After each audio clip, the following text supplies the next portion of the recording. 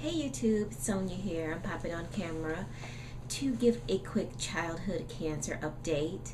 I know I have not given an update in over 2 years. I just went back and looked at my last video. It was March of 2011 and my son was 8 years old. He's now 10. So it's been quite a while since I've given an update, and quite a few things have transpired during that time.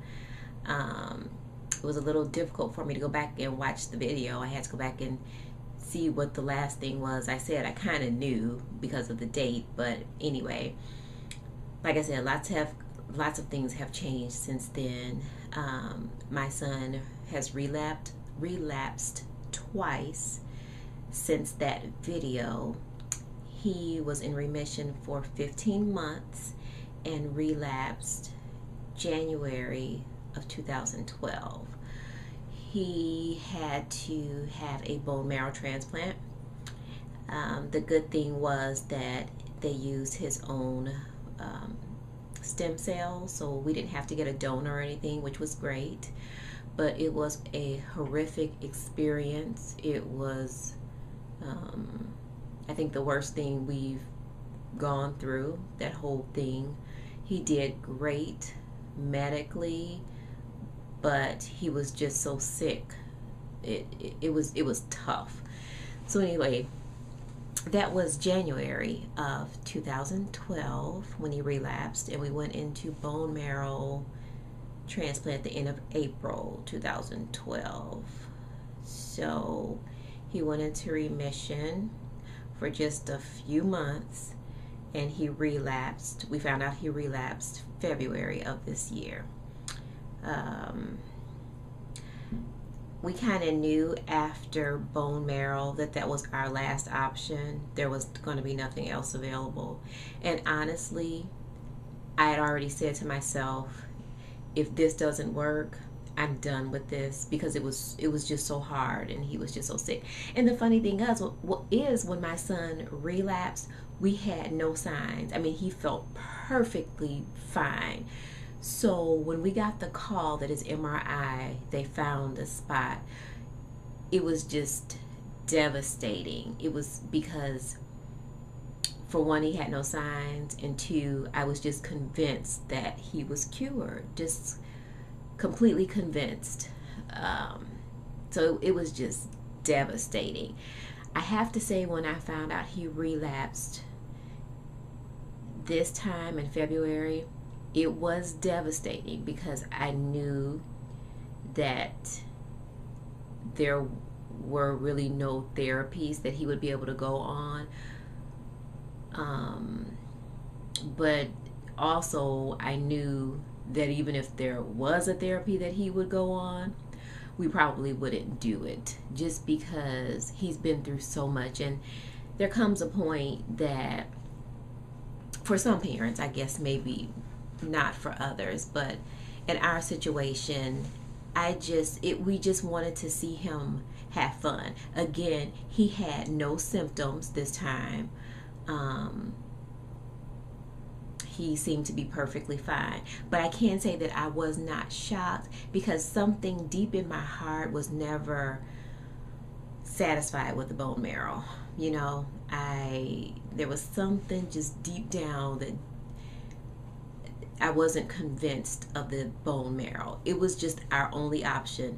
Even if we didn't get treated at our hospital, if we would have gone someplace else, it still would have been a bone marrow transplant. Maybe a different mix of chemo drugs, because he did have to go through some chemo and get chemo before the bone marrow transplant and all those things. So other facilities had a little bit different mix of chemos that they were offering, but ultimately it still would have been a bone marrow transplant.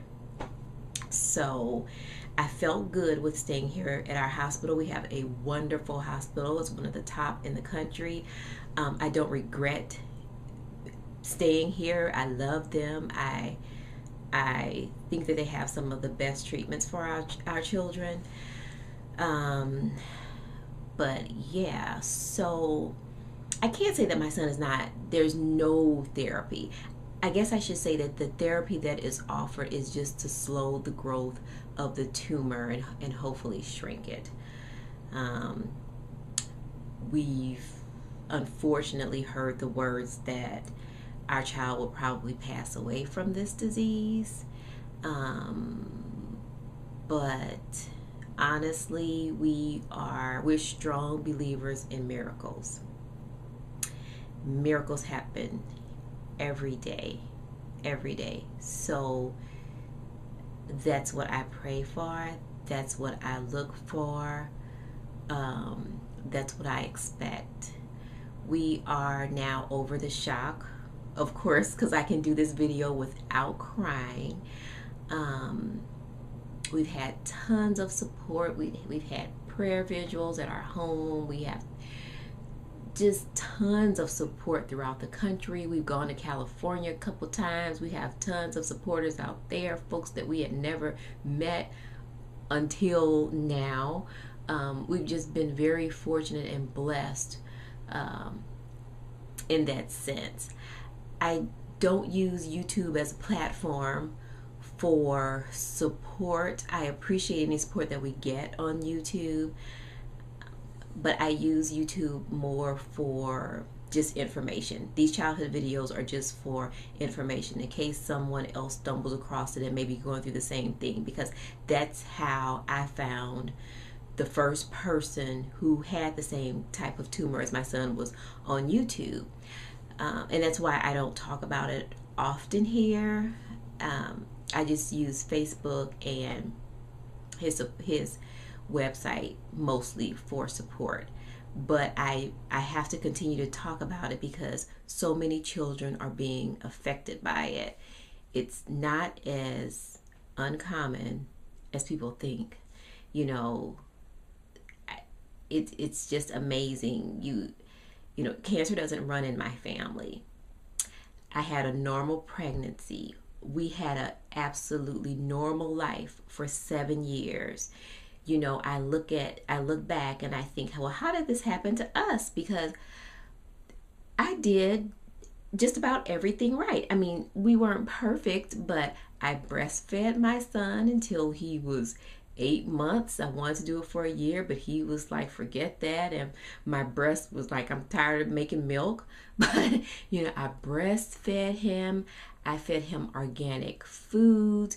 You know, when he did get baby food, it was organic. You know, I've never used any commercial products on him when he was a baby. No baby lotions, no, you know, things like that. I made my own products, or either I went to Whole Foods and tried to buy something as natural as I could. I tried to do everything that I could, you know, when my son was an infant, a newborn, and growing up. So, you know, but it can happen to anybody. You know, it can happen to anybody. I didn't really say why me, because what good would it do, really?